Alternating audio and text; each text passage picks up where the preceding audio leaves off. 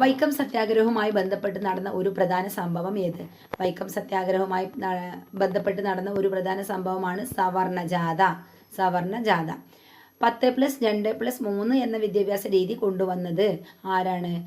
10+2+3 എന്ന വിദ്യാഭ്യാസ രീതി കൊണ്ടുവന്നത് ഡോക്ടർ DS കോത്താരി കമ്മീഷനാണ്.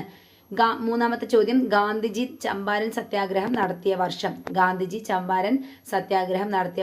1917 ഓപ്ഷൻ സി 1917. നാലാമത്തെ ക്വസ്റ്റ്യനുമാണ്, പ്രാതിനിധ്യമില്ലാതെ നികുതിയില്ല എന്ന മുദ്രാവാക്യത്തിന് രൂപം കൊടുത്തത് ആര്? പ്രാതിനിധ്യമില്ലാതെ നികുതിയില്ല എന്ന മുദ്രാവാക്യത്തിന് രൂപം നൽകിയത് ആര്? James Otis. Option D James Otis. കറുപ്പ് വ്യാപാരവും തുറന്ന വാതിൽ നയവും ഏത് വിപ്ലവവുമായി ബന്ധപ്പെട്ടിരിക്കുന്നു? കറുപ്പ് വ്യാപാരവും തുറന്ന വാതിൽ നയവും ഏത് വ്യാപാരവുമായി ബന്ധപ്പെട്ടിരിക്കുന്നു? ചൈനീസ് വിപ്ലവം. ഐക്യരാഷ്ട്രസഭയുടെ ഇപ്പോഴത്തെ സെക്രട്ടറി ജനറൽ ആര്? ഐക്യരാഷ്ട്രസഭയുടെ ഇപ്പോഴത്തെ സെക്രട്ടറി ജനറൽ അന്റോണിയോ ഗുട്ടറസ്. ഏഴാമത്തെ ക്വസ്റ്റ്യൻ, തെക്കേ അമേരിക്കക്കും പസഫിക് ഫലകത്തിനും ഇടയിൽ കാണുന്ന ചെറിയ ഫലകം. തെക്കേ അമേരിക്കക്കും പസഫിക് ഫലകത്തിനും ഇടയിൽ കാണുന്ന ചെറിയ ഫലകമാണ് നാസ്ക. Option D Nazca. പർവ്വതനിരകളാൽ ചുറ്റപ്പെട്ട് കിടക്കുന്ന മണിപ്പൂരിലെ ഏറ്റവും വലിയ തടാകം. മണിപ്പൂരിലെ ഏറ്റവും വലിയ തടാകം ലോക്ടക്. ഓപ്ഷൻ എ ആണ്.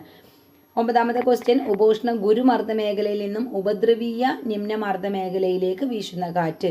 ഉപോഷ്ണ ഗുരുമർദ്ദ മേഖലയിൽ നിന്നും ഉപദ്രവീയ നിമ്നമർദ്ദ മേഖലയിലേക്ക് വീശുന്ന കാറ്റുകളാണ് ഓപ്ഷൻ സി പശ്ചിമവാതങ്ങൾ. പത്താമത്തെ ക്വസ്റ്റ്യൻ, പ്രാഥമിക ശിലകൾ എന്നറിയപ്പെടുന്നത് ഏതാണ്? ആഗ്നേയ ശിലകളെയാണ്. Option B ആഗ്നേയ ശിലകളാണ്. 11ാമത്തേത്, കേരളത്തിലെ ചീനക്കളിമണ്ണിന് പ്രസിദ്ധമായ സ്ഥലമാണ് ഓപ്ഷൻ ഡി കുണ്ടറ. 12ാമത്തെ ക്വസ്റ്റ്യൻ ആണ്, മോക്ഷ ചുഴലിക്കാറ്റിന് പേര് നിർദ്ദേശിച്ച രാജ്യമാണ് ഓപ്ഷൻ സി യമൻ.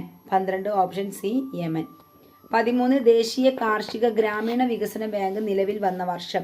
13ാമത്തെ ക്വസ്റ്റ്യൻ ആണ്, ദേശീയ കാർഷിക ഗ്രാമീണ വികസന ബാങ്ക് നിലവിൽ വന്ന വർഷം ഏതാണ്? Option C 1982. 14ാമത്തെ ക്വസ്റ്റ്യൻ, താഴെ കൊടുത്തിരിക്കുന്നവയിൽ ധവള വിപ്ലവം ഏതുമായി ബന്ധപ്പെട്ടിരിക്കുന്നു?